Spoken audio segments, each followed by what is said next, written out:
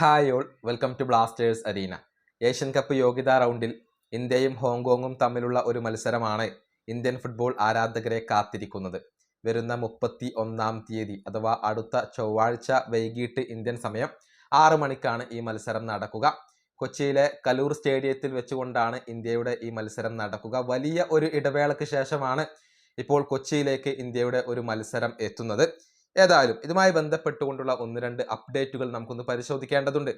കേരള ബ്ലാസ്റ്റേഴ്സിന്റെ പുതിയ ട്രെയിനിങ് ഗ്രൗണ്ടാണ് ദി സാങ്ച്വറി. അവിടെയാണ് ഇപ്പോൾ ഇന്ത്യൻ ദേശീയ ടീം ട്രെയിനിങ് നടത്തുന്നത്. അതിൻ്റെ ചിത്രങ്ങളൊക്കെ ഇപ്പോൾ പുറത്തേക്ക് വന്നിട്ടുണ്ട്. ഇന്ത്യയുടെ ദേശീയ ടീമിന് വേണ്ടി തങ്ങളുടെ ട്രെയിനിങ് ഗ്രൗണ്ട് ഇപ്പോൾ കേരള ബ്ലാസ്റ്റേഴ്സ് വിട്ട് നൽകിയിരിക്കുന്നു എന്നുള്ളത് എടുത്തു പറയേണ്ട കാര്യമാണ്.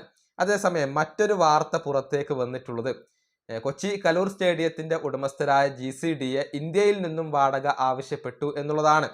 അതായത് 3 ലക്ഷം രൂപയാണ് ഇന്ത്യയിൽ നിന്നും വാടകയായിക്കൊണ്ട് GCDA ഇപ്പോൾ ആവശ്യപ്പെട്ടിട്ടുള്ളത്.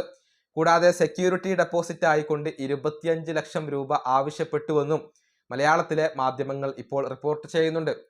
സാധാരണ ഒട്ടുമിക്ക സ്റ്റേഡിയങ്ങളും ഇന്ത്യയുടെ മത്സരങ്ങൾ സംഘടിപ്പിക്കാൻ വേണ്ടി സൗജന്യമായി വിട്ടു നൽകുകയാണ് ചെയ്യാറുള്ളത്. പക്ഷേ കൊച്ചിയിൽ അങ്ങനെയല്ല കാര്യങ്ങൾ.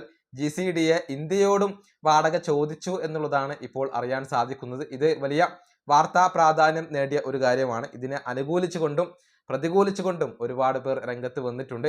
അതായത് 3 ലക്ഷം രൂപ എന്നുള്ളത് ഓൾ ഇന്ത്യ ഫുട്ബോൾ ഫെഡറേഷനെ സംബന്ധിച്ചിടത്തോളം വളരെ ചെറിയ ഒരു തുകയാണ്. തൊട്ടതിനും പിടിച്ചതിനുമെല്ലാം പണം ഈടാക്കുന്ന ഓൾ ഇന്ത്യ ഫുട്ബോൾ ഫെഡറേഷനിൽ നിന്നും ഇത്തരത്തിലുള്ള വാടക ഈടാക്കാമെന്ന് പലരും ഇപ്പോൾ അഭിപ്രായപ്പെടുന്നുണ്ട്. അതേസമയം ഇന്ത്യൻ ദേശീയ ടീമിന്റെ ഒരു മത്സരമാകുമ്പോൾ നമ്മൾ വാടക ആവശ്യപ്പെടാൻ പാടില്ല, അതൊരു അല്പത്തരമാണ് എന്ന് പറയുന്നവരും ഒരുപാട് പേരുണ്ട്. ഏതായാലും ഇന്ത്യയോട് GCDA ഇപ്പോൾ വാടക ആവശ്യപ്പെട്ടു എന്നാണ് മലയാളത്തിലെ ചില മാധ്യമങ്ങൾ റിപ്പോർട്ട് ചെയ്തിട്ടുള്ളത്. ഈ വീഡിയോ അവസാനിപ്പിക്കുന്നു. അടുത്തൊരു വീഡിയോയിൽ കാണാം.